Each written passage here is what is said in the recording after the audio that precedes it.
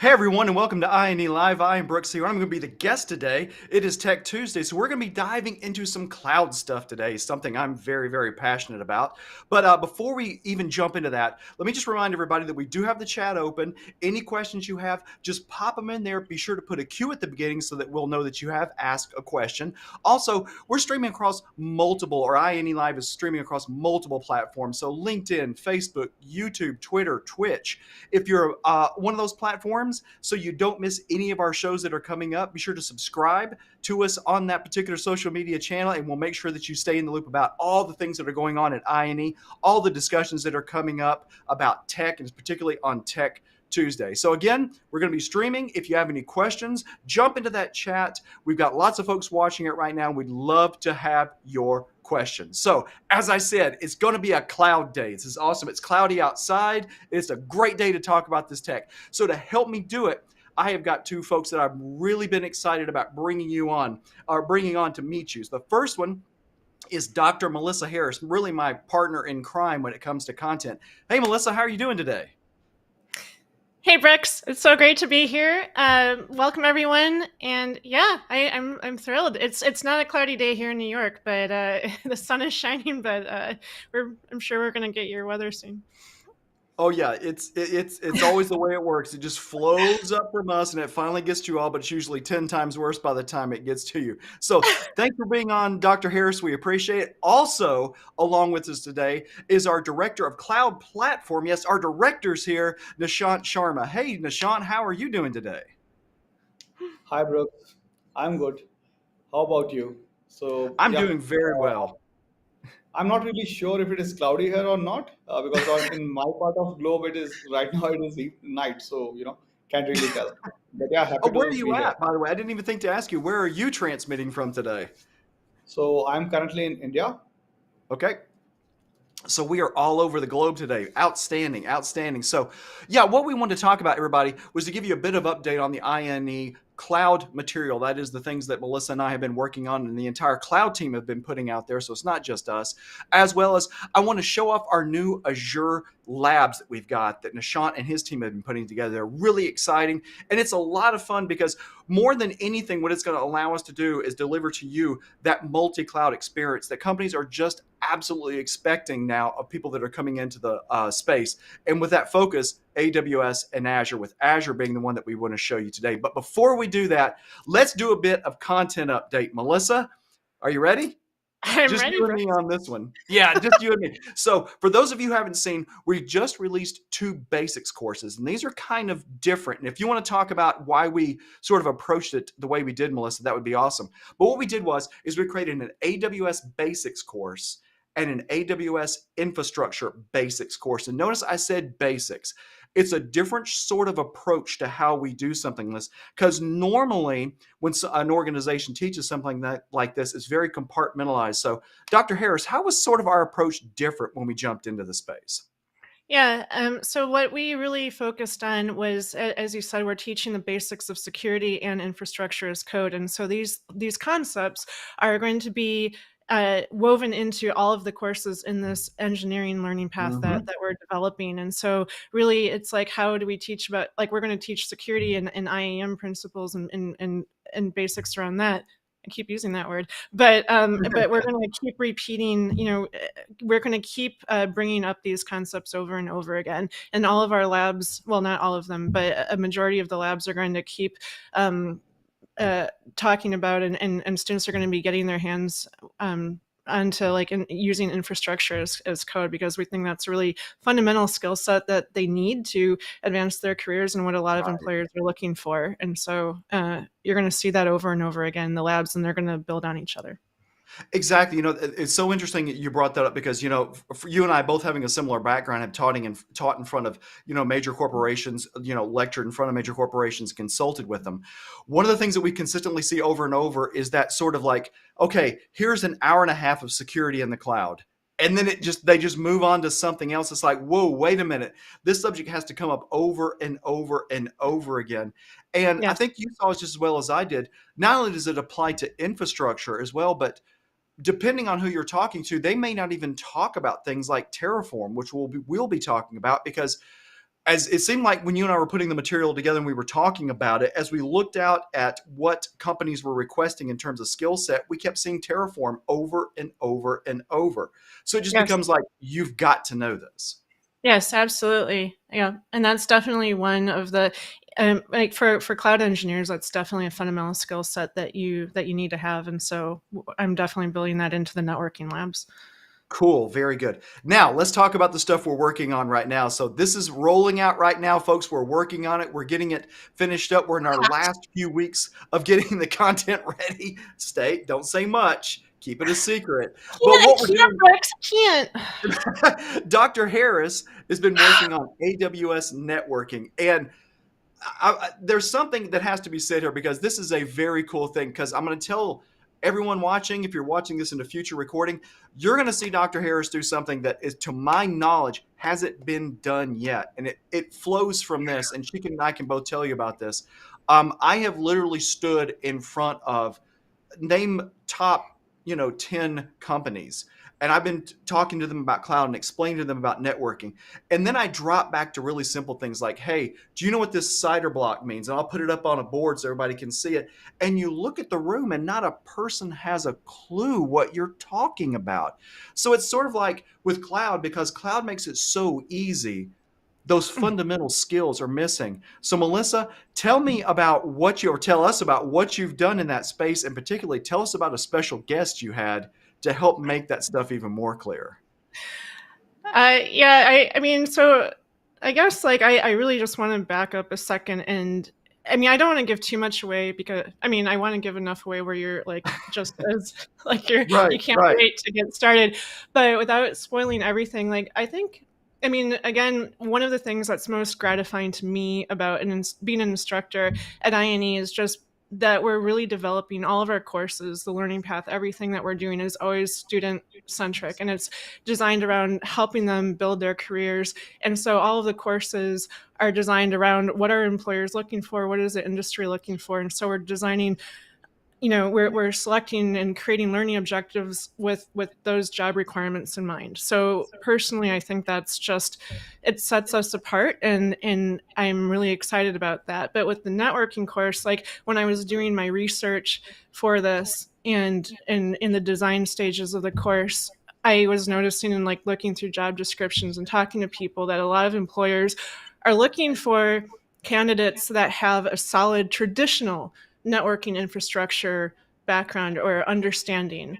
And it was Mhm. curious to me, it's like, because and so as a instructional designer and curriculum developer, it's like, how do I map that onto the cloud skills that they need to know? And Brooks, you covered that. And it's like, we don't really, when you get in front of like, and I've taught classes that haven't really covered these concepts very well. Right. And so, but it's vitally important that students and that candidates, job candidates, understand this when they're applying for jobs. And so, one of the things that I did when I was designing the course was like, think about, how am I going to teach this? How am I going to relate these concepts to what they're learning in cloud? And so I invited one of my colleagues here at INE, Keith Bogart, who is a Cisco certified internetwork expert, and I interviewed him about network design strategies, and like, how do we go Cool. about, how do we go, because we're familiar with, and like you said, it's so easy to create a VPC, it's so easy to to define cider blocks and things, but like how do we split this up? How many subnets do we need? How do we go about just like understanding the basics of IP addressing, and like hearing Right. it from a real expert and bringing that rich expertise in for our students. I think it's something I'm thrilled about, and I'm so happy that he wanted to that he wanted to talk to me about it. But also, Right. and again, it's like bringing up routers, switches, and understanding what that traditional on-prem networking environment looks like. And it's important because, and so like, and this is part of the first module that I've created in this course, is really about network design, because even if you're an engineer, these are still concepts that you have to understand. Because what if your company is going through a merger and they're trying to network in other VPCs or on-premises networks, and you have to understand what are some of the considerations that go into that, like when you're building out your cloud networking infrastructure. Like, how are you going to solve problems like overlapping CIDR Mhm. blocks and things like that? And so Right. it's good to understand the fundamentals of IP addressing and subnet design. And so that's why I brought in Keith, and I'm really thrilled. I know, and I hope everybody watching, I hope that doesn't sound, she just literally pushed a mountain over us of a thing because we can both tell you that like we have stood in front of so-called experts and they have said stuff to us like, how do you add a cider block to a VPC? And it's like, well, yeah, you can do it, but the second, for example, that Dr. Harris right there started saying, but wait a minute, what about if your company is in an acquisition phase? They've got AWS, they've got Azure. What does your mapping look like across all of these sorts of situations, particularly like with, I think, we talked about once, Melissa, about like using AWS organizations and how Mhm. that could really just cause just a headache when suddenly you realize, oh, they've got 1,000 networks that they're bringing in and Yeah. there's collisions all over the place. So that's something I'm really excited to see. I can't wait to see that video, particularly between you and Keith, just like, this is what networking is. Forget this, sort of candy covered nonsense. Let's talk like it. And again, having somebody who is a CCIE, wow, Yeah. that's I know pretty I'm cool. bringing in the big guns here. And Exactly, exactly. So, but then we were talking about the infrastructure as code, and that's another right, thing that's come up in my conversations. Like, I was meeting with a network engineer, and he's showing me route tables that have over 200 different routes to transit gateways and other VPCs, and it's just, like, so when in a traditional cloud computing course, it's like you're definitely, and I'm going to teach you the basics of cloud computing, of cloud networking, but right, it's more than just a route table with a path pointing all traffic to an internet gateway. It's like more than just, and it's like good to understand that conceptually because you have to. right. But in the real world, you're going to see route tables full of like hundreds of routes, and you're going to be like, how do I label this? I have no idea Right. where this is going. And so there are some really thorny situations that you might actually encounter. And so that's like, Mhm. and again, that's informing the design that I'm taking for my labs and like and the things that I'm going to be teaching. And so, and I brought up infrastructure as code because that's one application of how you can actually label these things to help you keep track of what's of your environment. And so I'm really Right. excited about that too. That is so true because I've been at some big companies before. They bring up their route table selections in AWS, and it's just okay. Start scrolling. This looks really bad, Yeah. and you're like, and then you'll ask them, "What is that?" And they're like, I don't know. don't know, not going to get rid of it. We know that because we don't know what it's going to break when we do it. So, yeah, that's one thing that it's really excited about your course, what you're putting together that I personally can't wait to see. And then, everyone, as Dr. Harris has been working on that, I've been working on an AWS compute course. Now, what this is really going to be about is as far as I could when I was projecting it, again, the projection wasn't from something I thought was cute or something that Melissa and I thought would be fun. It was based on what are we seeing in the industry demands? Like, what are employers expecting people to know when it comes to compute? For example, it's so like this is such a simple subject for anybody who's familiar with AWS. This may be surprising, but like for example, with instance stores, they're not as simple as you think. There's more to it than that, and not all AWS virtual machines support instances. And so I can see, particularly, I don't know if you can agree with me on this one, Melissa, but I would hate for somebody to go into an interview and then have a little bit of this sort of candy covered knowledge that you can get that says, oh, yeah, instant stores are great. And then they get into an interview and somebody says, tell me about putting an instant store on a T class box. I'm sorry, I know I'm getting in the weeds, everybody, but it's Tech Tuesday. And then the person answers it completely incorrectly, indicating that maybe their knowledge isn't quite as deep as it should be, which goes right back to what Dr. Harris was just talking about when it comes to networking. It's too easy to be lulled into thinking that you understand networking when these awesome cloud companies like Azure, AWS, GCP, Oracle, some of you haven't even heard of, like Vultr and Lumen, make it so easy for us to stand up clouds. But then It's when you get into that really hairy problems, you need that knowledge. So this is something that we're working very hard on right now. We're hoping in the next few months that we can pull that material out and show it to you. So that's on the AWS side. Now, today, what we want to do is we want to talk to you about our new Azure labs.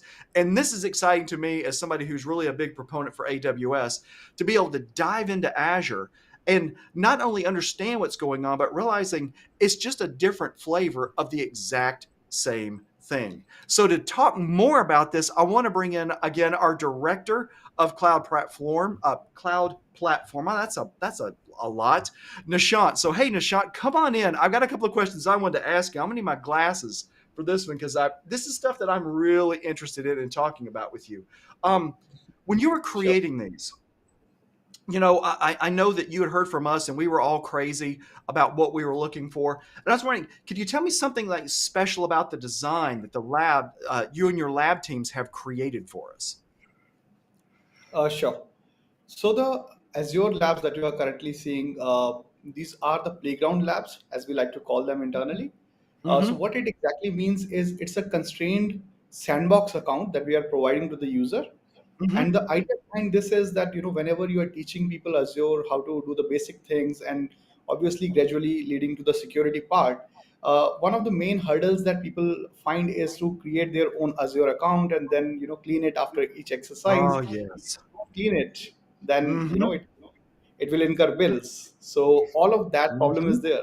So what we are trying to do here at INE with you guys is when you are teaching something that, to them in the video courses, they can just turn on the lab.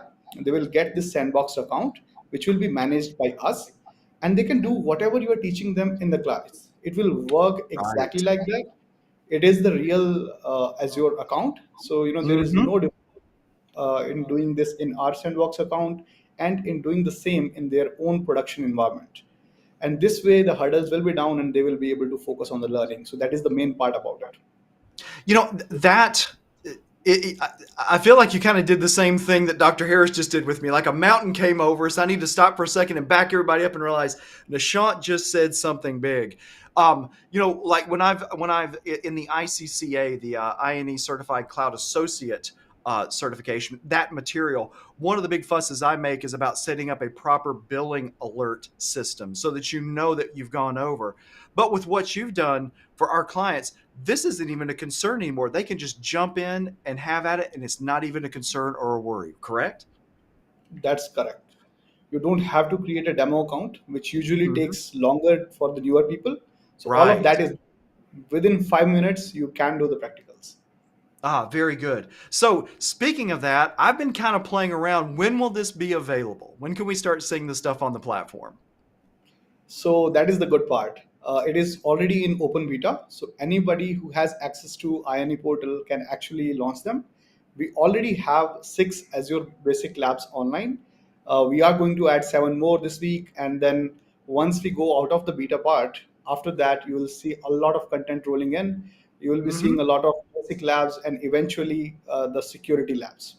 Ah, very good. I love your security labs. I like them a lot. For anybody out there who's not seen the way they approach security, it's so different and it gives you, I think, and this is coming from really that traditional, I hate to say because cloud's so new, but it almost feels like it's becoming a traditional thing, like a non traditional approach to learning about security. For instance, there was a lab I looked at once, which was sort of a capture the flag almost type thing where you were just burrowing past security on a VM. And I love the idea of somebody, either in a position, as a cloud engineer, as an architect, or just sitting for an interview and bringing up the kind of knowledge that you are putting into these labs, Nishant. So, on behalf of myself, just the cloud team here, thank you so much for giving us this sort of this rich, different view of what we can learn about with cloud. What else did I want to ask you? Oh, in terms of coverage, what are you putting into these labs? I know I've seen the storage blob, which I'm actually going to demo here in just a minute. But what other sort of labs have we got? So what we have done in this case is we have divided it into multiple phases. In the Okay. phase one, and again, this is what we are currently giving out for public beta. In this, we have added all the most popular services of Azure. So, for example, you have virtual machines, you have Hmm. storage, you have databases, you have functions, and you Hmm. also have the load balancers, all of the things that people use on their daily basis, right? So, after beta, depending on the customer experiences, we will be talking to a lot of our customers, and we will be adding way more services into this. So, that is the phase one. And Right. the great thing about this is we have made sure that this constrained Azure account that you're getting, you can actually deploy resources in it using Azure console, using CLI, using your Terraform, using the Azure Resource Manager, or even if you want to try GitHub or GitLab CI/CD automation for ISE, you can Yes. also do that in the same. I don't know if you can So hear it, but Dr. Harris is smiling right now, somewhere off camera, just hearing this along with me. See, she's laughing. I can hear her. This, Nishant, that is such a big deal because so many lab environments just don't give us that, but we're going to be able to deliver this to our clients. So thank you so much for that work, man. Great, great news.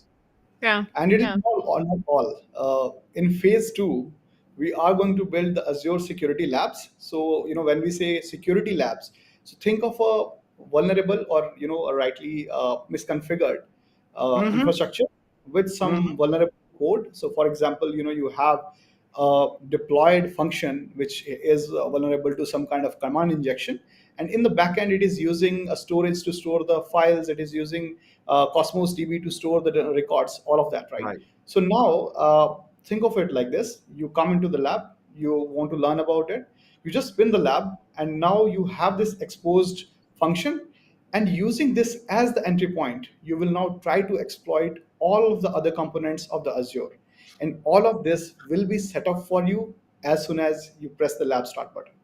So that is the cool part about it. You don't have to build it. You just have to approach it from a black box angle, which you won't get if you try to set up your own security labs. And that's why it is way more important in terms of security as well. I'm literally giggling over here, Nishant, and hearing this. It's like, wait a minute, you're going to let me play hacker in the cloud. I love that because it's not traditionally how cloud is taught. And Melissa, you're one who's seen this sort of thing too. People will talk about, well, use guard duty or set up IAM properly, stuff like that. Where Nishant's going to give us this view where we can pretend to be the people that's going to come and get us. And as a friend of mine once said, what is a firewall? And we all said, well, it's did it. And he goes, no, no, no, no. It's just a device that separates criminals you'll never catch from criminals you might catch. And so it's something we have to deal with all the time. So that's really exciting, Nishant, that we'll have the ability to, in these labs, go in and play the bad guy, the bad girl, the bad person, and get the feel of what are they going to be doing so that when we're sitting in our own environment, we can go, oh, I know what they were thinking. I know what they were doing, and I can go ahead and get ahead of that problem. So that's really exciting. Is there anything else you can tell us about it? Pretty much that it, because Okay. we have other things in the oven, but don't want to say much about them. Oh, Similarly, we have for AWS, we already have for Azure, so people can now guess what will be the next target. So yeah. yes. Well, yeah, yeah, you can kind of figure that out if you think about it for a second. So that's very exciting. Thank you, Nishant. That's a great update. That is awesome. So, enough of me running my mouth about this. Let's take a look at it. So, what I've got pulled up here is I'm going to show you here in just a moment. Is we have the page set up where we've actually got the labs that Nishant we're talking about. So let's go ahead and jump over to that. And you can see it's set up exactly the way Nishant said. We've got the virtual machine section where we can look at using console, PowerShell, Terraform, and ARM templates. And this is not a small thing, everyone, because typically when you see some providers of cloud talking about how to do things, there's maybe one way to do it or two ways to do it. This gives you a touch on everything. So, regardless of what the environment you're going into, you'll have a way to do it. We also have the create Azure storage account. We're going to take a look at that in just a moment and actually create a container inside there, as well as the create Azure Cosmo DB. So I'm just going to show this off how this will work by hitting Resume Lab. And you'll see as the platform comes up, what you actually have here is sort of two ways you can approach it. You can either just jump right into the objective and see if you can solve for it. And I'm going to recommend this to a lot of you who already have experience with Azure. If you know how to do these things, test yourself. So if you see what the objective is, you go, okay, let me see if I can actually do this. Just dive right in. But don't worry, we've got your back. If for some reason you get hung up, it doesn't quite make sense, you can always go to the solutions tab here, and we'll have the instructions explaining step by step with pictures, as you can see here, on how to effectively implement that solution. Mm. So we also have it, Nishant has set up for us, that you can choose a region closest to you. So I'm going to use US East West or US East and go ahead and start this lab. And this to me, I know a lot of people look at this sort of stuff and they go, it's starting a lab. This is probably the biggest deal. Maybe something, Nishant, you can talk about. This is that part where you're really setting up for our clients that safe environment, isn't it? That's correct. So right now, after you press this, we are Mm-hmm. doing all the heavy lifting in the backend. Mm-hmm. This lab is more of a playground lab, so it is just a sandbox accounts. We are not really Right. creating any infra, but we are putting out the boundaries around, right? So we are putting out alerts, we are putting out roles, and all of the other policies that we want this account to have, just to make sure that people cannot abuse it. But when it comes to security labs and more complicated labs where you already have infrastructure in, that Mm-hmm. is where we're Mm-hmm. actually creating infra in the backend. Oh, that's awesome. Okay. All right. So back to this, you can see we actually have the lab up and running. It gives us the time running. And so what we can do now is we can just jump in by hitting open lab. We get a new tab where we need to agree, continue, and then we get our credentials. And I love this again.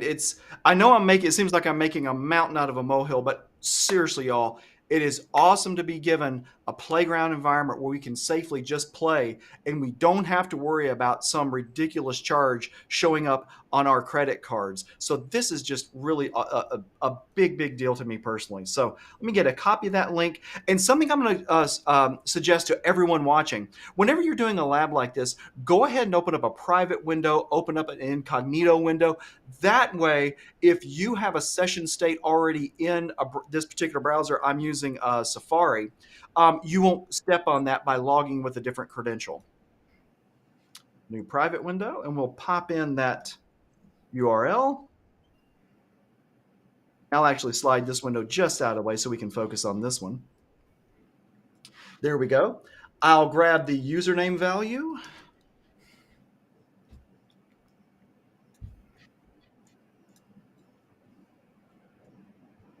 And lastly, the password. Pop that in there. Sign in. Nope, don't want to stay signed in. And I get a lovely Azure environment. That's just cool.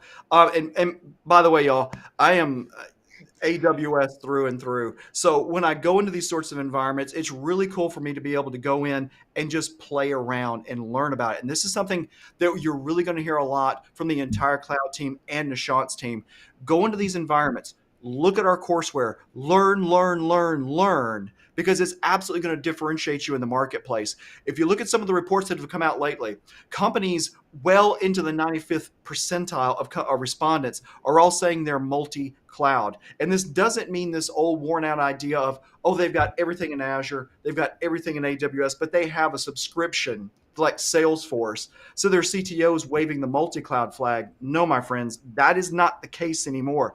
You need to be multi-cloud versant. Okay. Even if you're in management, this is something I want to point out to any of you who may be watching this who are more in the management sector. This is good. This is becoming an expected knowledge set for you to have, particularly also if you're in financial management. You need to understand the terms, and there's no better way in terms of long-term retention to actually work with the technology. So let me just show you just here something real quick. Just one part of this lab, and this is lab, what we call it internally lab 5.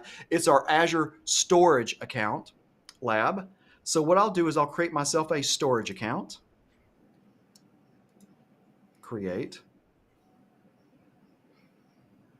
And I'll give it a unique name, INE Stow Ack, and I'll just put today's date in. Even though I know it's so funny, Nishant, I take such care in making sure how I label things that even when I know it's safe, I'm still like just perpetually stuck with like, what's the date? Okay, it's 07. So I make sure everything's the way I expect it. Create and review and create. And then from here, what we can do after it's been deployed is we can actually go in and create a container. So this is a little bit different than what you get in AWS, isn't it, Brooks? Please Like, speak to that. Please speak to that, Dr. Harris. so Please. I'm kind of curious. So what is the account that you're creating? Like, it seems like you're creating a storage account first, huh? Yeah, it's so interesting the way Azure approaches it is that like you've got to wrap the resources in an account. Where at Mm, AWS, that's not really a thing. You just have to, hey, yeah, hey, here's my credit card, give me an account, and then I'm creating S3 buckets, right? right. Where with That's this right. thing, there's this overlying concept of a storage account. So I just can't, dive into it that way, or I shouldn't be diving into that way. Best practice, wrap it with something like this. Yeah, got it. And as I'm sure Dr. Harris will be able to tell you, we're diving right into creating basically what we know as AWS S3 buckets. That's right. That's right. So we can go to the resource right here and create a container, which is again analogous to a bucket. My pick bucket. Yeah, we're gonna cross the streams, everybody. I know I should be using Azure Ease on here, but we're gonna use a little bit of AWS magic on this. Create. I know it's awful, isn't it? Shame on you, Brooks. I Shame. know it's awful, isn't it? It's absolutely awful. Actually, no. You know what? I'm going to delete this and bring it back because I went right over the top of that, and I wanted you because I know you're the one who's been like, this isn't right.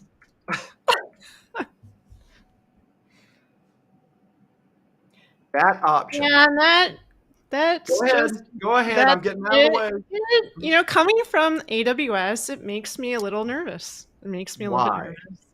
Because with AWS, like when you're creating a bucket, so like we're talking about our object storage right now. And in AWS, when you're creating a bucket, there you actually have to disable black all public access because by default buckets that you create are and the objects are not publicly accessible to anyone. And Right. so you have bucket policies, um, object access control lists. You have IAM policies for users and things where you can really restrict permissions. And so by default, everything is blocked. And here, and I mean, it's very explicit when you disable these settings or when you're adding policies or reviewing things. And here it's like a drop down and it does the same thing. I get it. It's just coming from AWS. It's like, whoa, it just, yeah, it's just But, something. but but that's the thing that I think is so great about what Nishant's giving us here in terms of this lab, because it's our chance to really go, wait a second, this is different. Because Yeah. again, what I'm going to do is I'm going to set this to anonymous read blob only, and I'm going to create on that. So the idea here, everyone, is this, and this is why Dr. Harris is making a point about this. If we were in AWS land and we had just created a bucket, we'd have to create the bucket, or in the process of creating the bucket, I think it's, what is it? Is it like 2 or 3 or 4 check boxes? It's four check It's boxes. 4 check And it's boxes.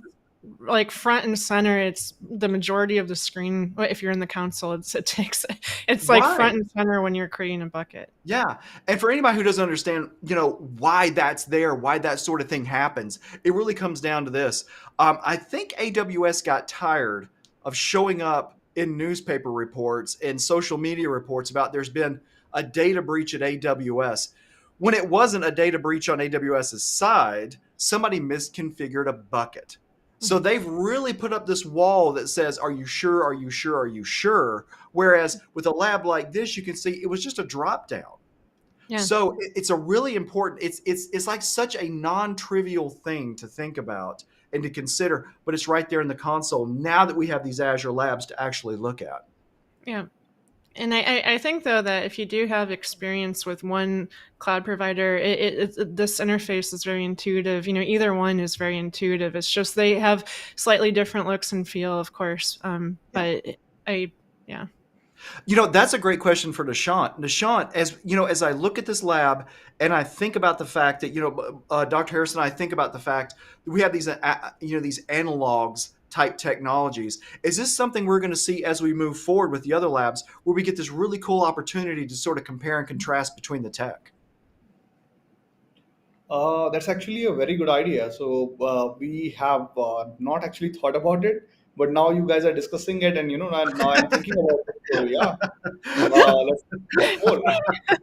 See what we Nishant, I'm so sorry, man. Look, like if you need to beat me up, by the way, in 2 weeks, everybody, we're all meeting in North Carolina. So if you got to beat me, man, just go. I'm so sorry. I didn't mean to spring on you. But the thing is, Nishant, I can't deny the fact that the way you set this lab up, the way you walk our clients through it, it gives them that chance to see that and go, oh, wait a second. Yeah. It's the same thing. It's just a different flavor. Yeah. correct. Yeah. Okay.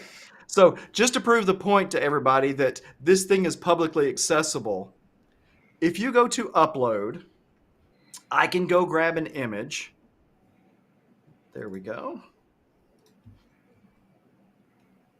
And I can choose upload on it. And it takes just a second for it to go up. All right, let's get that window out of the way. And as we look at this image, this URL right here, and I'll go ahead and show you the image. I just copy that, open up a new tab, paste it in. And yes, there we go. That was a picture I took. I think I took this picture flying back from Dulles down to Atlanta, which is why I'm on the right-hand side looking out the window. But you can see right there, and this is what I love about this lab that Nishant gives us, is that I think in your instructions, Nishant, you have everybody like create a text file, but we could do this just as easily with an image right here. Is it shows you really how easy it is to do, with cloud. I put a picture out there. I have a URL. I can send it to you. I can send it to Melissa. I can send it to anybody. And as long as it's sitting there, people will be able to view it, at least for a little bit. With our sandbox, we do turn them down, everybody. Don't think it's there permanently. We're not doing that. But it shows you that within your own Azure account, you could do something exactly like that. Very cool. Very cool. And by the way, this is a full featured environment. So if we had not created this as an anonymous read only, you could also do something over here called a SaaS, which, what am I thinking about, Dr. Harris? S3. What do we do? Pre-signed URL. Thank you, the pre-signed URLs. But this is the other reason why I'm so happy about what Nishant has given us and the way this lab is set up. With the pre-signs, you have to do that from a command line. You have to do AWS S3 pre-sign and then the S3:// and then the key to the object. It's not simple and straightforward. Whereas you can see here with Azure, I simply click a button and I've got a URL that I can share even if this bucket was locked down. And pre-sign URLs in AWS give the same sort of capability. We can have a lockdown bucket, but I want to share a file, I want to share a picture, whatever the case may be. I can use those pre-signs. So again, everybody, it's just what Dr. Harris had talked about a moment ago. It's this ability to jump into these environments, start working with these labs, these great sandboxes that Nishant has given us to work with, and we can start to realize, oh, it's the same tech. It's just a different company and the way they do it. For example, SAS URL versus pre-sign URL in AWS. So this is really a cool way to do it. Now, I'm not going to go through the whole lab, everybody. It's just there's more stuff to it. In fact, towards the bottom of this, Nishant and his team take us through a very cool step-by-step using this from the CLI, which is really great to get your, to get your hands dirty with the tech. So you're not just clicking around in the interface. In fact, I'll probably tell you that as your career in cloud progresses, as you become a more senior person, more and more you will be sitting in a CLI actually doing this sort of work. So that's very cool. I'm excited about this. I can't wait to dive into more of these labs, learn more about Azure, think about the way AWS and Azure relate, and actually put myself in a position to where when somebody asks me, hey, I need to share a photo, but I want it to be really simple. I don't want to do any nerdy command line stuff. What do?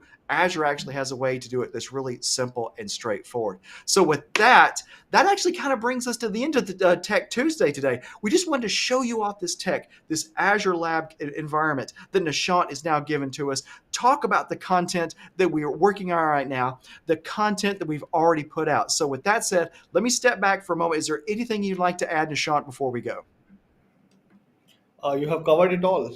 So yeah, but it's a really cool idea actually. And when you guys were explaining it, I was not sure on AWS. Do we have time-based control on the signed URLs? Yes. Oh, we Yep. do. Yeah. Yeah. We See, do. We do. It's Yeah. And we And can it's also really, do it from the console too, yeah. not No, just the command line. Yeah.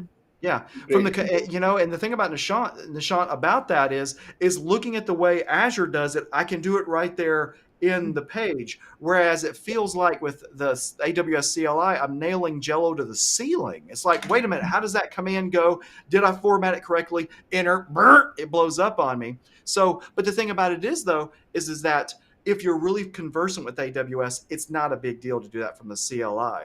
So it's Yeah. really a cool way to kind of, compare and contrast and think about the tech in terms of how it's used. Dr. Harris, any closing words? Well, we do have a few a few questions in the chat. I think we should take We have those. questions. Okay, We let's take a look at do. Can some. you, like, people have questions for us? I know. I think I was asking for questions and I was just ready to end it all. I was like, Deshaun has given us everything. Dr. Harris has said everything. Let's just get out of here. But no, let's ask some questions. So, have you seen any that were really interesting jumping up there? Well, I'm just the first one. Ibrahim, you ask, will the cloud DevOps architect path be developed in parallel with the cloud engineer path? And we are not developing that. That we're not developing that in parallel. We have the architecture learning path on our roadmap, but that's coming next. Exactly, exactly. Yeah, everybody, that was something we're working on. We're trying to figure out. We have so much that we want to bring to you that we're Yeah. just, we're having to really go, how much resources do we have? How much time? In fact, the joke going around the company right now is that Melissa and I, our burnout, we actually have had to schedule burnout to sometime in 2024 because that's as soon as we can get to it. So we're good. We'll do as much as we can to bring you a DevOps path. It just may take a little bit more time for us to get there. We also have another one here. How can we integrate these basic fundamental courses for those of us who are more interested in the hybrid cloud professional certification because not interested in programming? That is a great question. Here's what I'll say to you. Obviously, we have the ICCA that's going to give you that basic sort of run up to both AWS and Azure. And in both of those, we talk about those hybrid environments. And by the way, I don't know if Melissa or Nishant, you've seen this, but there's actually been a lot of studies indicating that there's so much more hybrid capability out there that's being deployed than what anybody expected. They just didn't decide to shut everything down on-prem. But I think the thing that gets me most excited about that, Afri, is that when we've talked about doing this and we're working with this, you're not just going to see cloud folks like us talking about this. We're also going to be bringing people like the incomparable Brian McGann, multiple CCIE holder. Yeah, because he's done this before. So quit grinning, Melissa. He's done this before with somebody else to really explain to you, how do we do this networking from on-prem up to the cloud, and how do we do it correctly? In fact, I think that was one of the first bits of content that I personally ever heard from INE, and my jaw dropped because he said some things that I have never heard mentioned about things like security when it comes to networking in those environments. And it actually kind of made me sick to my stomach. I was like, why didn't I think of that? Why didn't I consider that? So that's kind of a thing we're definitely going to be working on. You're going to see that out there as part of that path. Um, I see it's not really I think we have one here. Is the training infrastructure oriented based? So I think the question right there is the what we're putting together sort of focused on infrastructure as code. Yes and no on that. And this is what I'll say to that. With everything that we do, we're going to be showing you infrastructure as code. This is one of the things that absolutely made Dr. Harris and myself just pull our hair out. It was like we would talk and talk and talk and talk. And then there was this little bit of time we would talk about infrastructure as code, and then we'd walk away from it. It's like, this is not right. This is a subject that we talk about continually. So that's why we've already released the AWS infrastructure, the AWS IAC basics course to get you up to speed with CloudFront, get you up to speed with Cloud using formation, CloudFront. What did I say? CloudFront. I failed there goes all the certifications. Ow. So CloudFormation, thank you, Melissa. CloudFormation, infrastructure as code, and also in that, using GitHub. I know. What am I doing talking about GitHub?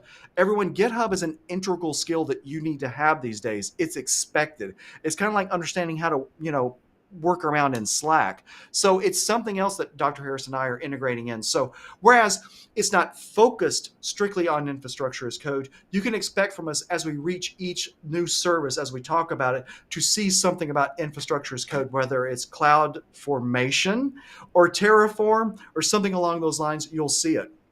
And again, going back to the labs that Nishant have put together for us, when you look at the VM work for Azure, he's given us several different flavors of that where we can look at how do we create these different VMs using infrastructure as code. All right, Melissa, do you see any other juicy questions we could jump into? I do not. Like those were the. I think we covered them. Unless anyone has any other questions. If anybody doesn't have any other questions, we'll give you 10 seconds to post any other juicy questions you think you can get us with. And I think I've asked everybody if they had any closing words so far, haven't I? I got you, Nishant. You Melissa, have. did you have yes, any questions? Thank you, Questions. INE training. All Very right, good. I just hope that you all are excited. I know Brooks and I and Nishant, like we're all like thrilled to be Yes. delivering these courses to you, and in our the current ones that we're working on to you in the very near future. So it's just exciting, and I hope you're excited too. Yes. Anything else, Nishant? Nothing. You Okay. will have Okay. an announcement to make, but it will take some time. But then you will have three things to compare. Right now, you were comparing two. So once we complete that, after that, you can have three things and you can compare them in them. So that's all the hints that I'm going to give. Yep. Okay, cool. Oh, wait, we got one more that slipped in on us. Cyber Lola got us. Hey, Lola. Are you going to emphasize how to scale versus doing things in only one account in the AWS courses? Yes, because like it or not, AWS organizations is a thing. So Mhm. understanding, and a lot of people kind of get that when they go, wait a minute, what are you talking about? AWS organizations.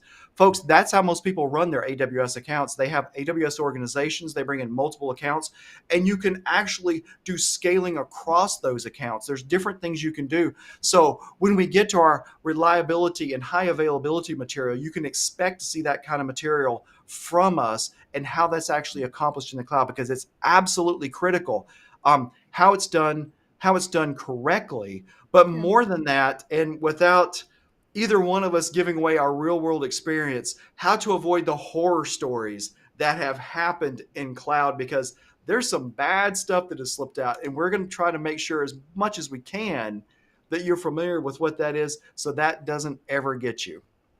Okay. AWS organizations scale across multiple accounts equals headaches. No, it doesn't, Lola. It's fantastic, and we're going to make it fun to learn. So, everybody, with that said, let me just once again say thank you, Dr. Harris. Thank you, Nishant. Director Nishant, I'm going to call you Director Nishant. That is your new title. So, thank you both for coming on. I really appreciate it. And before I go, I just want to make everybody aware that that does wrap up today's stream. Now, we are going to next Tuesday, I think it's the 13th, we're going to be doing a special broadcast with the legendary Keith Bogart and Rohit. I'm going to murder his last name, Pardasani. Rohit, don't hit me. I did my best, man.